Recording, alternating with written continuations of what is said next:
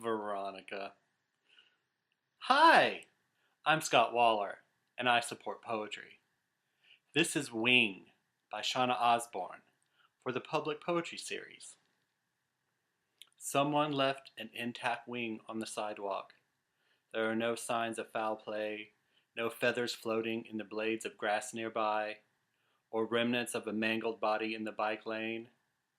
There is only this wing, intact, perfect, as if the bird dropped it, like a prosthetic the bird forgot to knot in place. Brown and dusty, spread as if for one last dive into uncharted airspace over the sweltering lot of gleaming metal and fiberglass automobiles, the feathers seeking one last taste of airborne escape. I want to pick up the wing, claim it for my own, grow it longer overnight in a petri dish the size of an inflatable kiddie pool, and then strap it onto my arm and run around like a modern-day Icarus. I want to shrink the thing, place it inside a clear plastic case, and carry this wing with me inside my black faded messenger bag. I want to take it with me for show and tell for each of my classes, to prove to my students that it is possible to reach the stars with a little help from Gaia, that we can all grow expandable brown feathered wings out of our shoulder sockets and reach beyond the fruit on the tallest branches, that with enough wind and sky you can make the impossible the obtainable and leave this infamous land of entrapment to the enormous sand-bound cockroaches. I stand there long enough to see this backfire.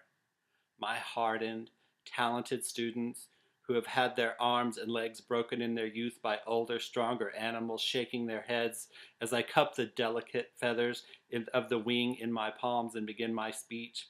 My beautiful war-scarred students limping to and from classes with metal shrapnel still embedded in their knees, staring directly into my optimistic heart with the blank darkness of their eyes. As I offer up the shreds of my hope for them, for their futures away from this dank cave of a classroom, I see them snicker one to another, meeting their friends' and partners' faces with similar snark and mirth, making jokes in Espanol or Diné under their breath when they are convinced I cannot hear or understand them.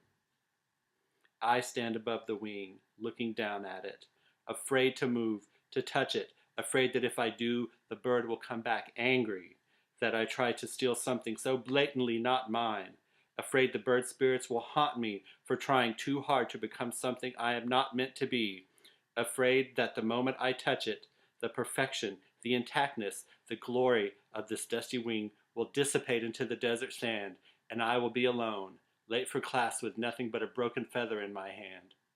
I wish that I could delicately pick the wing up and run without any traffic mishaps or light delays and take it straight home, spend the day studying it, aerodynamics and wingspan, measuring the primary and secondary feathers, tracing the curve of the wing with my fingers, gauging weight, lift, drag, and thrust. I want to do nothing else but be with this wing. But I do not. I sigh heavily and move out of the walking path of the groups of students hurrying past. I speak silently to the bird spirits above in care of their people.